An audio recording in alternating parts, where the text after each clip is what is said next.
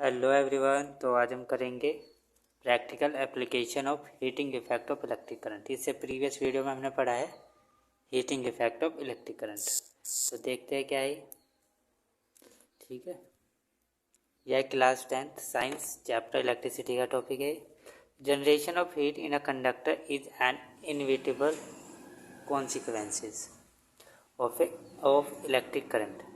तो जो generation of heat है, जो हमारी कंडक्टर के अंदर हीट बन रही है, क्या है, अनअवॉइडेबल है, या फिर इसको इग्नोर नहीं कर सकते, ये बनेगी ही। ठीक है, नेसेसरी है कि ये बनेगी। थोड़ी बहुत हीट आपको ज़रूर मिलेगी कंडक्टर के अंदर, जब भी क्या होगा, ये इलेक्ट्रिक करंट इसके अंदर जाएगा। ठीक है, फ्लो होगा कंडक्टर के अंदर, तो वहाँ पे कुछ ना कुछ हीट भी क्या होगी, हमारी निकलेगी।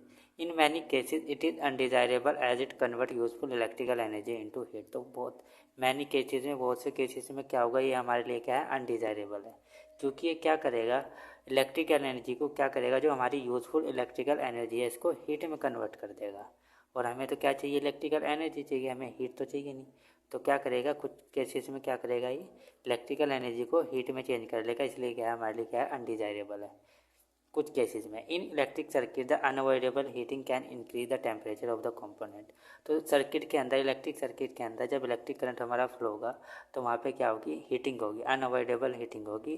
Can increase the temperature of the component. ये क्या करेगा, जो हमारा कंपोनेंट है उसके टेम्परेचर को इंक्रीज कर देगा। एंड अल्टर देयर प्रॉपर्टी, और उसकी प्रॉपर्टी भी क्या हो जाएगी, हमारे कंपोनेंट की चेंज हो जाएगी। However heating effect of electric current has many useful application. लेकिन जो heating effect of electric current है, इसकी कुछ हमारी यूजफुल एप्लीकेशंस भी है। ठीक है, डिसएडवांटेज भी है और एडवांटेज भी है। ठीक है, तो यूजफुल एप्लीकेशन इसकी क्या क्या है, वो देखते हैं। इलेक्ट्रिक लॉन्ड्री आयरन आयरन तो heating effect of electric current हम किस में यूज़ करते हैं, इलेक्ट्रिक आयरन में, इलेक्ट्रिक टोस्टर में। ये किससे हो रही है, इलेक्ट्रिक से क्या हो रही है, हीट प्रोड्यूस हो रही है, उसे बोलते हैं heating effect of electric current.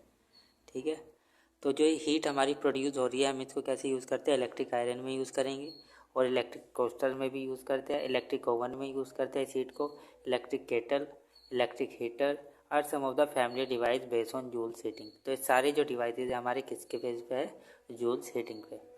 Electric heating is also use to produce light. Electric heating को हम लाइट प्रोड्यूस करने के लिए भी यूज़ करते हैं। As in an electric bulb, जैसे कि हमारा एक इलेक्ट्रिक बल्ब होता है, उसके अंदर फिलामेंट होगा। Here the filament must retain as much of heat generated as is possible. तो जो फिलामेंट है हमारा, ये हीट को क्या करेगा, यूज़ करेगा, जो भी जनरेट हो रही होगी इलेक्ट्रिक हीटिंग की वजह से। ठीक है, इलेक्ट्रिक करंट की वजह से, so that it get very hot. तो उसकी वजह से क्या हो जाएगा, बहुत ही हॉट हो जाएगा। एंड एमिट लाइट, और ये क्या करेगा, लाइट एमिट करना स्टार्ट कर देगा, निकालना। It must not melt at such high temperature, ये मेल्ट नहीं होगा इस टेम्परेचर पे। A strong metal with high melting point such as tungsten is use for making bulb filament. तो हम ऐसा स्ट्रॉन्ग मेटल यूज़ करते हैं जिसका मेल्टिंग पॉइंट क्या हो, बहुत ही ज़्यादा हाई हो। जैसे कि टंगस्टन है, इसका मेल्टिंग पॉइंट क्या है, 3380। ठीक है, 3380 डिग्री सेल्सियस। इसको हम फिलामेंट बनाने के लिए यूज़ करते हैं, बल्ब का फिलामेंट बनाने के लिए यूज़ करते हैं, क्योंकि इसका मेल्टिंग पॉइंट क्या है, बहुत ही ज़्यादा है। The filament should be thermally isolated as much as possible. जो हमारा फिलामेंट है क्या है, थर्मली आइसोलेटेड है, यूजिंग इंसुलेटिंग सपोर्टेड एक्सेट्रा।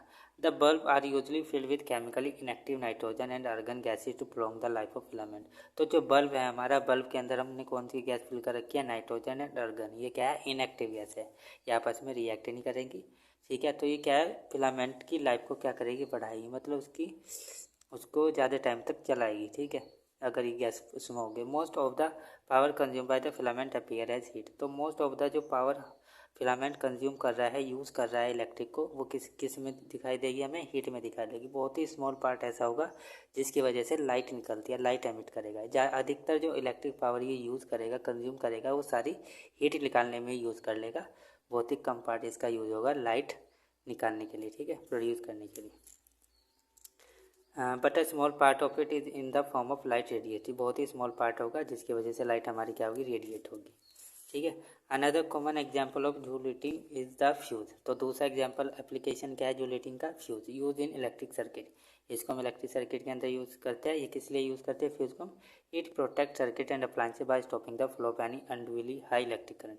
ये क्या करता है, फ्यूज हमारा प्रोटेक्ट करता है सर्किट को या फिर अप्लायंसेस को जिसके अंदर ये लगा होगा। ये क्या करेगा, अप्लायंस और सर्किट के अंदर ज़्यादा करंट फ्लो नहीं होने देने का, ठीक है। तो ये क्या करेगा, प्रोटेक्ट करेगा हमारे सर्किट्स को। Fuse, the fuse is place in a series with the device. तो फ्यूज़ को हम किस में लगाते हैं, सीरीज में लगाएंगे डिवाइस के साथ। It consist of a piece of wire made of metal और an alloy appropriate melting point.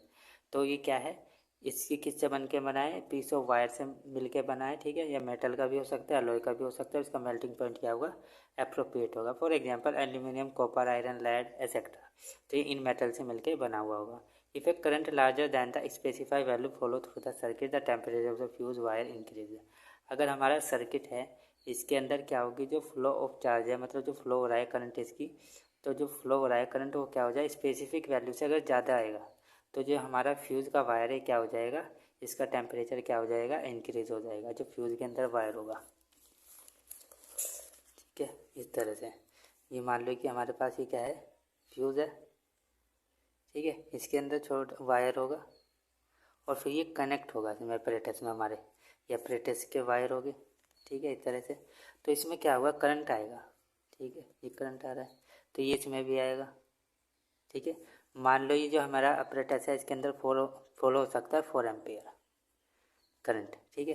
तो ये क्या आ गया, इधर से क्या आ गया, ये 4 एम्पियर से ज़्यादा आ गया, मान लो कि 5 एम्पियर आ गया। तो ये क्या होगा, 5 एम्पियर क्या होगा हमारा, ये इसके अंदर जब जाएगा तो यहाँ पे जाके क्या होगा, इसको क्या हो जाएगा, जो ये वायर है इसका टेम्परेचर इंक्रीज़ हो जाएगा और ये क्या हो जाएगा, जल जाएगा, या फिर इसी क्या हो जाएगा, डिसकनेक्ट कर देगा इसको, करंट को आगे नहीं पहुँचाने का। 5 एम्पियर का जो करंट होगा ये इससे आगे नहीं जाएगा, ये यहीं पे क्या हो जाएगा, इसको, या तो ये वायर क्या हो जाएगा हमारा, फ्यूज़ हो जाएगा, ये फ्यूज़ हो जाएगा, ठीक है। मतलब ये ख़राब हो जाएगा, इसका जो अंदर वायर है क्या हो जाएगा, जल जाएगा हीट की वजह से, क्योंकि ज़्यादा करंट आ गया है तो आगे क्या नहीं जाएगा, करंट नहीं जाएगा, तो जो हमारा अप्लायंस है क्या हो जाएगा, पूरा बच जाएगा, ठीक है। ये अप्लायंस है, ठीक है, तो इसके अंदर ये ज़्यादा करंट नहीं जाएगा, ठीक है। तो ये इसलिए लगाते हैं यहाँ पे फ्यूज़ को, जिससे कि हमारा जो भी अप्लायंस है क्या रहे, बचा रहे, प्रोटेक्ट रहे।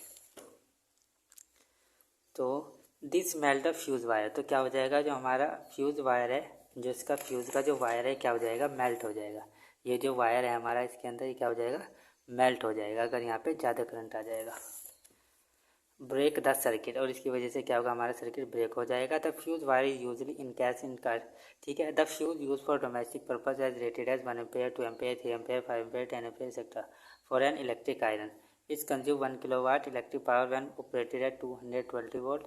अ current is that is 4.5 ampere will flow in the circuit. मान लो कि हमारे पास क्या है, इलेक्ट्रिक आयरन है और इसके अंदर कितनी पावर यूज़ कर रहा है, 1 किलोवाट, और ये 220 वोल्ट पे ऑपरेट हो रही है। तो इसके अंदर करंट कितना फ्लो होगा, तो कितना होगा, V अपॉन आई, ठीक है। V अपॉन सॉरी ये कितना है, पावर P अपॉन V, ठीक है। आई कैसे निकलेगा, P अपॉन V, तो P अपॉन V कट के गया क्या, 4 एम्पेयर। तो इस सर्किट के अंदर हमारा करंट कितना फ्लो होगा, 4.54 एम्पेयर फ्लो होगा circuit. In this case has a 5 ampere fuse must be use. तो इसमें हम कौन सा फ्यूज़ यूज़ करेंगे, 5 एम्पेयर का फ्यूज़ हम क्या करेंगे, यूज़ करेंगे, ठीक है। मतलब अगर ये हमारा किसका है, 4 एम्पेयर का है, ठीक है, तो हम इसको किस पे यूज़ करेंगे, 4.5। तो जो इसके अंदर फ्यूज़ होगा हमारा, जो वायर होगा, इसको हम यूज़ करेंगे 4.5 एम्पेयर का। और इसमें कितना करंट आ गया, 5 एम्पेयर का। ये तो इससे भी ज़्यादा आ गया, तो इसको भी क्या कर देगा, मेल्ट कर देगा, ठीक है। इससे थोड़ा सा ही ज़्यादा रखेंगे, ठीक है। तो इसके अंदर वाला थोड़ा सा ज़्यादा रखेंगे फ्यूज़ को। अब आ गया हमारा electric power. You have study in your earlier classes that the rate of doing work is power. तो हमने अर्लियर क्लासेस में पढ़ा है कि रेट ऑफ डूइंग वर्क को ही हम क्या बोलते हैं, पावर बोलते हैं। This is also the rate of consumption of energy, और इसको हम दूसरा नाम भी बोलते हैं rate of consumption of energy, ठीक है। Rate of consumption of energy का मतलब भी क्या है, इलेक्ट्रिक पावर, और रेट ऑफ डूइंग का work, rate of doing work भी क्या है, power. Keep the rate at with electric energy dissipated और कंज्यूम्ड इन इलेक्ट्रिक सर्किट। तो ये क्या देगा, जब वो रेट जिसमें हमारी इलेक्ट्रिक एनर्जी क्या रही होगी, डेसिपेट हो रही है, कंज्यूम हो रही है इलेक्ट्रिक सर्किट के अंदर। This is also termed as electric power. The power P is given by P is equals to V I. ये मैंने पीछे भी पढ़ा है प्रीवियस वीडियो में। P is equals to V आई।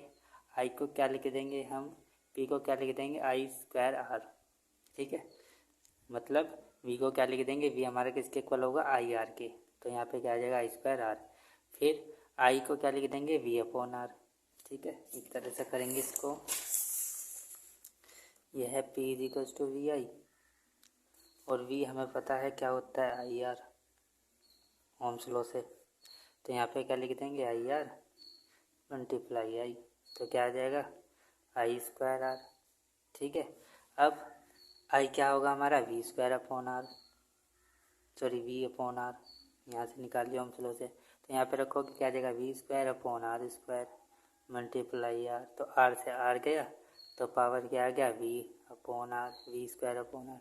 तो पावर के दो तीन फॉर्मूले हो गए, एक तो ये हो गया P is equals to V square upon R, एक हो गया P is equals to V I, एक हो गया P is equals to I square R. तो ये आपको देखना पड़ेगा कहाँ पे क्या फॉर्मूला लगेगा। ठीक है, SI unit of electric power is what. SI unit क्या है पावर की, what. It is the power consume bye a device that carries 1 ampere of current when operated eight potential difference is 1 volt. तो ये power वो होगी जो कोई हमारा डिवाइस कंज्यूम करेगा, कब, जब उसके अंदर 1 एम्पेयर करंट फ्लो रहा हो और पोटेंशियल डिफरेंस कितना हो 1 वोल्ट हो, तो उस डिवाइस के अंदर कितनी पावर फ्लो होगी 1 volt. 1 volt multiply 1 ampere is equal to 1 volt ampere. The unit watt is very small. तो यूनिट वॉट जो है हमारी क्या है बहुत ही स्मॉल है, therefore in actual practice we use a much larger unit called kilowatt. तो हम एक्चुअल में जो यूज़ करते हैं वो किलोवाट यूज़ करते हैं क्योंकि थोड़ी सी बड़ी वैल्यू है, क्या है बहुत ही ज़्यादा स्मॉल है। It is equal to 1000 watt. 1 kilowatt का मतलब है इसके अंदर क्या है 1000 वोट्स है। Since electrical energy is the product of power and time, हमें पता है कि इलेक्ट्रिक एनर्जी किसका प्रोडक्ट है पावर एंड टाइम का। The unit of electric energy therefore watt hour. तो जो यूनिट हो जाएगी इलेक्ट्रिकल एनर्जी की वो क्या हो जाएगी वॉट आवर, पावर का वॉट और टाइम का आवर, क्योंकि ई किसके इक्वल है पी मल्टीप्लाई टी के। तो यूनिट क्या हो जाएगी इलेक्ट्रिकल एनर्जी की watt hour. 1 watt hour is the energy consumed when 1 watt of power is use for 1 hour. तो 1 watt hour and is the energy consume, तो 1 वॉट आवर एनर्जी कब consumed होगी जब हम 1 वाट पावर यूज़ कर रहे हैं 1 घंटे के लिए, तो हमसे क्या बोलेंगे 1 watt hour. The commercial unit of electric energy is kilowatt hour. जो कमर्शियल हम यूज़ करते हैं, ठीक है, कमर्शियल यूनिट जो यूज़ करते हैं हम इलेक्ट्रिक एनर्जी वो कहते हैं kilowatt hour, commonly known as unit, इसे हम क्या बोलते हैं यूनिट। तो 1 किलोवाट आवर, 1 किलोवाट में कितने वाट होगी 1000 वाट, आवर्स में कितने सेकंड होगी 3600 सेकंड, आपस में मल्टीप्लाई करेंगे कितना आ जाएगा 3.6 इंटू 10⁶ जूल। ठीक है, अब हमारे पास है numerical 12.12 an electric bulb is connected to a 220 volt generator. तो वी दे रखा है 220 volt and the current is 0.5 ampere. Power पूछा what is the power of the bulb, पर पी इज इक्वल टू क्या होगा वी आई, वी यहाँ पे रख दो आई यहाँ पे रख दो मल्टीप्लाई करके आ गया। ठीक है, an electric refrigerator rated 4 watt operator 8 hour day. ठीक है, what is the cost of the energy to operated for 30 days at ₹3 per kilowatt hour. तो पावर दे रखी है हमें कितनी दे रखी है 400 वोट। ठीक है, पावर दे रखी है 400 वोट। ठीक है, और टाइम दे रखा है इन्होंने 8 hour per day, 8 hour per day. तो एनर्जी क्या होती है हमारी, एनर्जी होती है पी मल्टीप्लाई टी। ठीक है, तो ये आ जाएगी एनर्जी हमारी एक दिन के लिए 400 मल्टीप्लाई 8 आवर्स। ठीक है, पर डे। हमें ये एक दिन के लिए हमें निकालनी है, 30 दिन के लिए क्योंकि एक मंथ के लिए निकालनी है।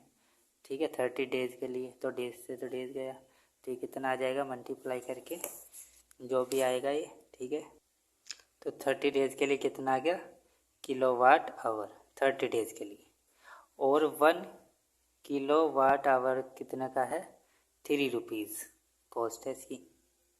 ठीक है, मतलब इतने इस पर लगेगा चार्ज हमारा।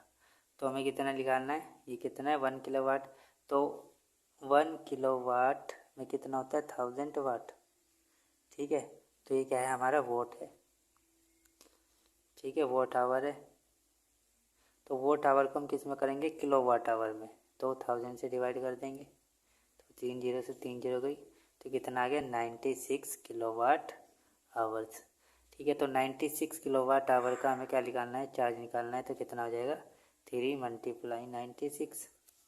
ठीक है, तो इसमें मल्टीप्लाई करेंगे तो कितना आ जाएगा 288। तो आपको इतना चार्ज इसका देना पड़ेगा इलेक्ट्रिसिटी का। ये क्या है रेफ्रिजरेटर इतना आपका यूज़ करेगा। ठीक है, रेफ्रिजरेटर की वजह से आपका इतना चार्ज आएगा। सो आई होप आप सबको ये टॉपिक समझ में आए होंगे। ठीक है, और नेक्स्ट वीडियो में हम करेंगे इन टेक्स्ट क्वेश्चंस।